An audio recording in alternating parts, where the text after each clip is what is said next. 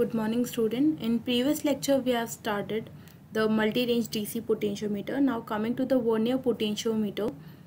So basically the vernier potentiometer is used to overcome the disadvantages of Crompton potentiometer. So in all the previous potentiometers discussed, they are single range potentiometers usually constructed to measure the range up to 1.8 volt and use two measuring dials.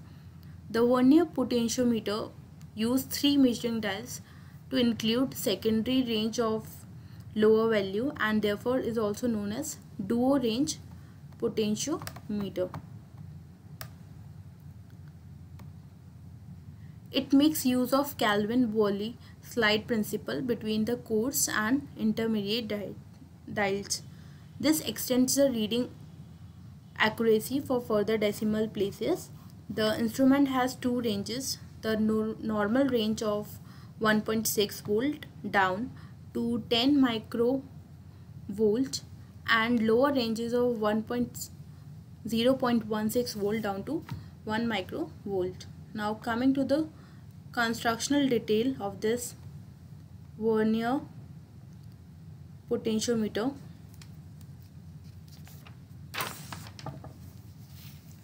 So this is the systematic diagram of vernier duo range DC potentiometer. It consists of three measuring dials. First one is here, second one is there, and third one is here. So the first dial measures up to 1.5 volt on X1 range in steps of 0.01 volt. You can see the step changes of 0.01 volt. The second or the middle dial, this one, has 102 stud and measures up to 0.1 volt on this X range of X 0.001. The step change is of 0.001 volt. You can see the third dial also has a stud of 102 studs and measures in the range of from minus 0.001 volt to 0.001 volt on range of 0.0001. Okay.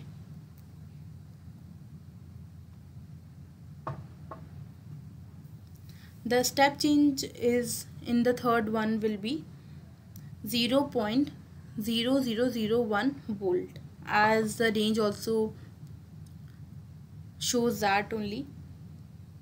That is, the voltage step drop here will be 10 into 10 to the power minus 3, that is 10 millivolt.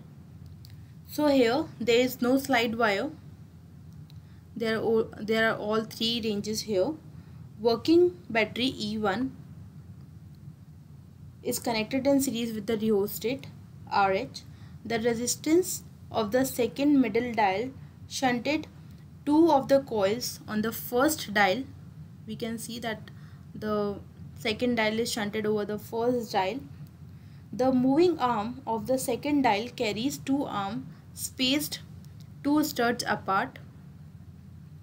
In practice, the resistance of the second dial is greater than that of the between two studs in the first dial. So always we have to remember that the resistance between these two studs or like these two contact points will be lesser than the resistance between on the second dial. This is done, or this is in phenomenon, because the voltage drop across the second dial is greater than 0.1 volt. This is done to avoid the voltage drop in the switch contact resistance and lead, which would render the coverage of the second dial to less than 0.1 volt. Now the third dial is achieved by the shunted circuit which allows the true zero and small negative settings to be obtained here. This is all about like vernier potentiometer dual range construction. Here a switch is there for connecting it to the first position and second position, like in a previous case of our multi-range DC potentiometer. Now coming to the working, as mentioned, the vernier potentiometer reads to the increment of 0.0001 volt, that is 10 into 10 to the power minus 3 volt, or that is equals to 0.1 microvolt on the range of x1, and readability of 1 microvolt on x 0.1 range here. If the third range of 0.01 is provided, the readability becomes 0.01 microvolt. The measurement by vernier potentiometer are subjected to stray, thermal and contact EMFs in the potentiometer, galvanometer and metering circuit. These EMFs may be of the order of 1 to several microvolts and are difficult to locate and control also. These EMFs may be minimized only by special construction, that is proper selection of metal for resistor, terminal and connecting leads, and also by the use of thermal shields. Vernier potentiometer can be provided with an independent standardizing circuit which can be set to any value of standard cell EMF between 1.0180 and 1.01900 in the steps of 50 microvolt. For this I can show this as a reading here. You can note down this from here, like the standardization circuit.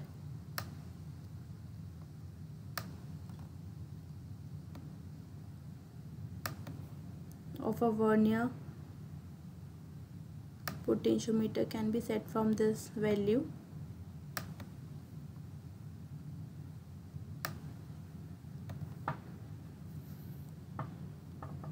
So in this working, we have seen only that if we have to increase the range of potentiometer, we have to provide different dials or different range for that.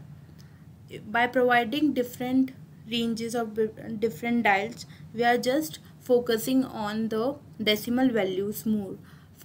Because of that decimal values, we are precisely measure the voltages in the unknown EMF.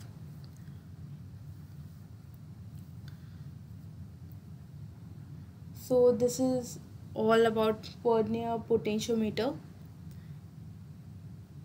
Now in this next lecture, we'll study Brooks deflection potentiometer.